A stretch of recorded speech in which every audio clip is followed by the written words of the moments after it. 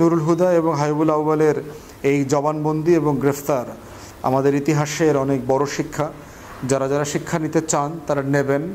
যারা যারা ইতিহাসের ভুল পথে ছিলেন, রং সাইড অফ দ্য হিস্ট্রিতে বাস করেছেন, তাদেরকে মনে করিয়ে দিতে চাই যে আপনারা যদি ফিরে না আসেন, সংশোধন না হন, আপনাদেরকেও সময় ইতিহাস ক্ষমা করবে না। রিসেন্টলি যে দুইজন তথাকথিত প্রধান নির্বাচন কমিশনার গ্রেফতার হয়েছেন, তাদের আমলনামার কিছু খতিয়ান তাদের নিজেদের জবানবন্দিতে পর্যন্ত এসেছে, এবং যেগুলো ইনফ্যাক্ট আমরা সবাই জানি জানি এবং আমরা বিভিন্নভাবে কথাও বলেছি এটা নিয়ে। 2018-র যে রাতের নির্বাচনটা ছিল, সেই রাতের নির্বাচন নিয়ে আমরা বহু বছর ধরে কথা বলেছি, এবং এটার সাথে আমরা যেভাবে বিভিন্ন সোর্সে জানতাম যে কিভাবে এই রাতের ভোটটা আয়োজন করা হয়েছে হাসিনার নেতৃত্বে, টোটাল প্রশাসনকে ব্যবহার করে, আমাদের গোয়েন্দা সংস্থা, সশস্ত্র বাহিনী, পুলিশ, আমাদের আমলাতন্ত্র, আমাদের এই পুরো রাষ্ট্রর যে মেশিনারি ছিল, এই মেশিনারিকে ব্যবহার করে কিভাবে একটা দেশের নির্বাচনী ব্যবস্থাকে ধ্বংস করে দেয়া যায়, তার একটা পুরোদস্তর আমলনামাটা আমরা জানতাম ইনফ্যাক্ট। তারপরে হচ্ছে যে ডিসপ্রপোর্শনেটলি ভোটকাস্টিং যেটা হয়েছে, 100%-এর বেশি ভোটকাস্টিং হয়েছে, এমন অসংখ্য সেন্টারের গল্প আসছে। এর বাইরে তো আপনার রাতের ব্যালটিং নিয়ে সকালবেলা সেন্টার ওপেন হবার আগেই লোকজন বাক্স ভরা ব্যালট নিয়ে হেঁটে যাচ্ছে, এরকম ছবি তখন বিবিসি বাংলাতে এসছে 2018 নির্বাচনে, সেটা আমরা দেখেছি। এবং সবচেয়ে গুরুত্বপূর্ণ হচ্ছে যে এই নুরুল হুদার যে জবানবন্দিটা, এটা বাংলাদেশের পলিটিক্যাল হিস্ট্রিতে, পার্টিকুলারলি ইলেকটোরাল হিস্ট্রিতে খুবই গুরুত্বপূর্ণ একটা এভিডেন্স স্টেটমেন্ট আকারে থাকবে পৃথিবীর বিভিন্ন জায়গায়। আমি যদি হিস্ট্রি থেকে বলি, যে ধরেন ইন্ডিয়ান ন্যাশনাল কংগ্রেসের যে প্রেসিডেন্ট ছিলেন মাওলানা আবুল কালাম আজাদ, অসাধারণ ব্রিলিয়ান্ট মেধাবী নেতা ছিলেন, এবং তার কিন্তু আপনার সেই ব্রিটিশ জেলে বন্দি থাকা অবস্থায় যখন হাজিরা দিতে এসছেন, আপনার কোর্টে যে বক্তব্য দিয়েছেন, এগুলো কিন্তু হিউজ সিগনিফিক্যান্ট পলিটিক্যাল স্টেটমেন্ট আকারে রেকর্ড করা আছে।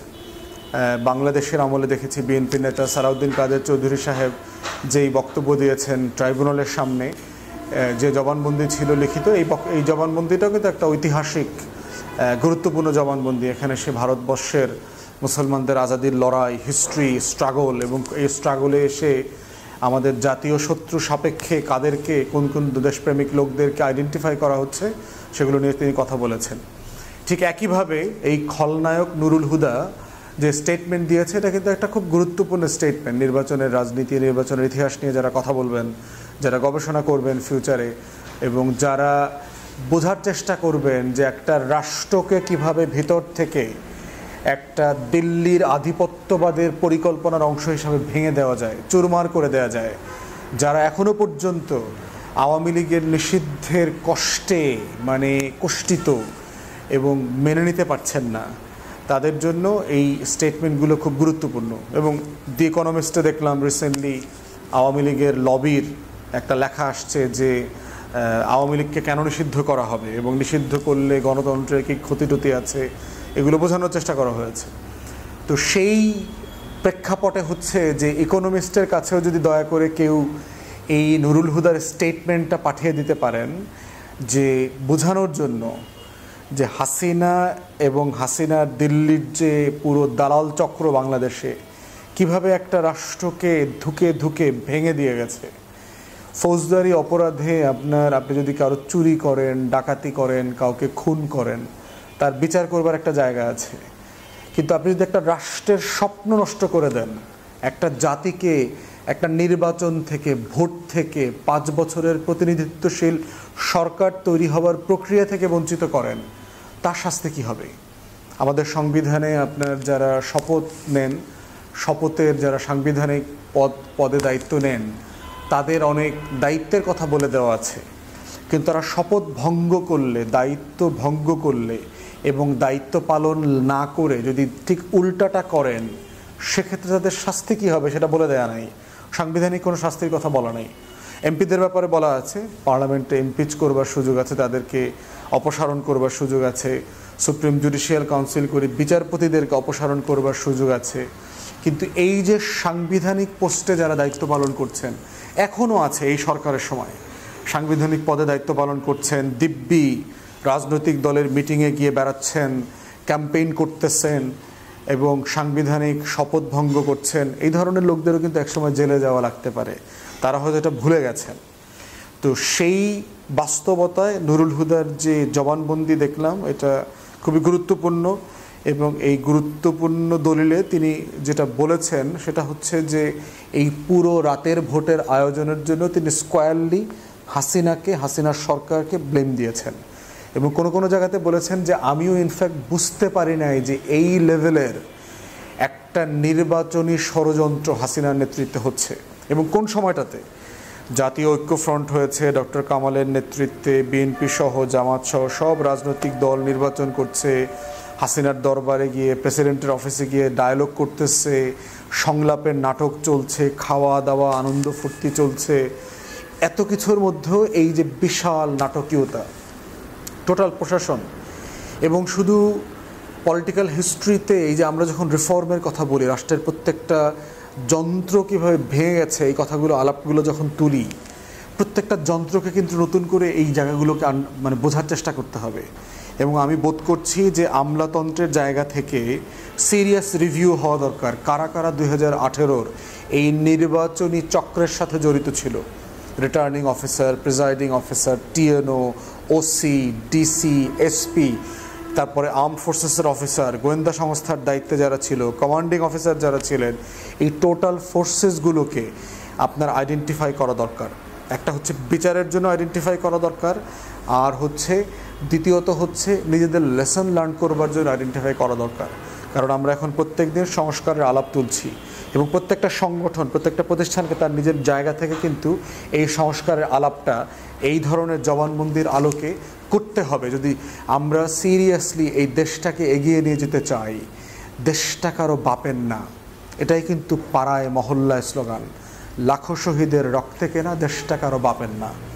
এইটা 71 সালে আমাদের স্বাধীনতার ঘোষণাপত্রে যেমন লেখা ছিল, ঠিক তেমনি করে 24-এর গণ অভ্যুত্থানেও পরিষ্কার করে বলে দেওয়া আছে, দেশটা কারো বাপের না, এই দেশটা আমলার না, এই দেশটা পুলিশের না, এই দেশটা র্যাবের না, সেনাবাহিনীর না, সশস্ত্র বাহিনী গোয়েন্দা সংস্থার না, এই দেশটা লুটে পুটে খাবার জন্য কাউকে বিক্রি করে দেওয়া হয়নি, এই দেশটা শেখ হাসিনার না, শেখ হাসিনার বাপেরও ছিল না, শেখ পরিবারেরও ছিল না, আওয়ামী লীগেরও ছিল না।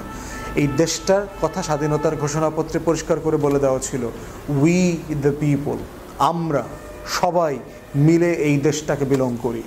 অতএব সেই জায়গাতে এই জবানবন্দির আলোকে শুধু নির্বাচন কমিশনকে ঢেলে সাজানোর বিষয় না, পুরো রাষ্ট্রযন্ত্রের কারা কারা এই নির্বাচনটাকে এই রকম রাতের ভোটে রূপান্তর করেছেন, তাদের সবাইকে নিয়ে আলাপ করা দরকার। আমি বারবার বলেছি, এই 3টা নির্বাচন নিয়ে 3টা গণতদন্ত কমিশন হওয়া দরকার। আমেরিকার সেনেট কংগ্রেশনাল যে হিয়ারিং হয় ওপেন উন্মুক্ত জায়গায়, আমাদের সংসদের বিভিন্ন একটা কক্ষে এটা হইতে পারে, যেটা বিটিভি লাইভ সম্প্রচার করবে এবং মানুষ জানবে যে আসলে কী হয়েছে। প্রত্যেক জেলা ধরে ধরে, উপজেলা আসন ধরে ধরে রিটার্নিং অফিসার, প্রিজাইডিং অফিসারদেরকে ডেকে ডেকে এখানে সাক্ষ্য দেওয়ার ব্যবস্থা করতে হবে। নির্বাচন কমিশন অফিসার যারা ছিলেন, যারা যারা যেখানে দায়িত্ব পালন করেছেন, প্রত্যেককে এই পাবলিক গণতদন্ত শুনানিতে এনে ডেকে ডেকে জিজ্ঞাসা করতে হবে। প্রত্যেকটা প্রশাসনের দায়িত্বে যারা ছিলেন, পুলিশে, র্যাবে, আর্মড ফোর্সেসে, গোয়েন্দা সংস্থায়, প্রত্যেককে কল করতে হবে। কল করে ডেকে এখানে তদন্ত করে বিচারের মুখোমুখি করতে হবে এগুলোর এই শুনানি। এবং এই শুনানিটা দরকার কেন? আমাদের হিস্ট্রির জন্য দরকার, প্রিজার্ভ রাখার জন্য দরকার। কেন আওয়ামী দালাল পুনর্বাসনের আলোচনা চলছে? কারণ আমরা এই ধরনের ঘটনাগুলোকে তদন্ত করছি না, বোঝার চেষ্টা করছি না, যাচাই বাছাই করছি না, বিচারের মুখোমুখি করছি না বলেই এই যে বিশাল চক্র প্রশাসনের ভিতরে, তারা এখনও বসে আছে। তারা এনবিআরে সংস্কারের বিরুদ্ধে আন্দোলন করছে, তারা সচিবালয়ে সংস্কারের বিরুদ্ধে আন্দোলন করছে, তারা বিভিন্ন জায়গায় ঝাপটি মেরে বসে আছে শুধুমাত্র এই সরকার এবং 24কে ব্যর্থ করবার জন্য। অতএব নুরুল হুদার জবানবন্দিটা শুধু নুরুল হুদা আকারে পড়লে চলবে না, এটা পুরো এই রাষ্ট্রের সংস্কার আকারে, একটা ইতিহাসের দলিল আকারে পড়তে হবে। ঠিক একইভাবে আমার বিশ্বাস হাবিবুল আউয়ালকেও ডামি নির্বাচন করবার জন্য তার জবানবন্দি নেওয়া হবে, তাকে রিমান্ডে নেওয়া হবে। এবং এটাই আমি বলছি, যদিও তারা criminal of the highest order, একটা রাষ্ট্রকে ধ্বংস করে দেওয়ার জন্য সকল দায় তাদের আছে, তাদের প্রতি কোনো জুলুম যেন না হয়, বিচারিক প্রক্রিয়া, তদন্ত, রিমান্ডে শারীরিক মানসিক কোনো নির্যাতন যেন করা না হয়, সেটার জন্য আমাদের অনুরোধ থাকবে। কারণ শত্রুর প্রতি আমরা ইনসাফ করতে পারছি কি না সেটাই হচ্ছে রাষ্ট্রের সর্বোচ্চ ন্যায় বিচার করবার সক্ষমতার মাপকাঠি। অতএব সেখানে কোনো কম্প্রোমাইজ আমরা করতে দেখতে চাই না।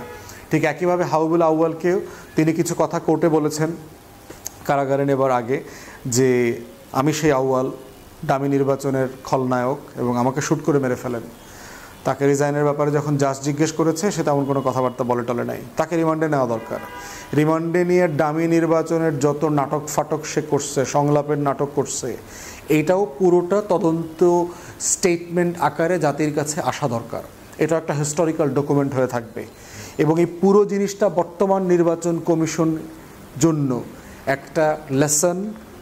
যারা যেখানে বায়াসড হয়ে কাজ করছেন আপনাদের মাথায় রাখা দরকার, ফিউচারের কাছে আপনারা কিন্তু জবাবদিহি করতে হবে এবং যেখানে যেখানে প্রয়োজন নির্বাচন কমিশনকে তদন্ত করে লেসন নিতে হবে যে আগের নির্বাচন কমিশনগুলো কেন তাদের গ্রহণযোগ্যতা হারিয়েছে, সেইটা যেন তারা এইবার না হারায়।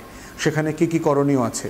প্রধান নির্বাচন কমিশনার এবং বর্তমান নির্বাচন কমিশন ইতিমধ্যে প্রশ্নবিদ্ধ হয়ে গেছে এবং আমি সিরিয়াসলি এই নির্বাচন কমিশনের সক্ষমতা নিয়ে প্রশ্ন করতেছি। এই জন্য আমি ইতিমধ্যে দাবি করেছি যে একটা স্থানীয় প্রশাসন নির্বাচন এই নির্বাচন কমিশনের অধীনে হওয়া দরকার। উপজেলা পরিষদ, পৌরসভা হয়ে যেতে পারে।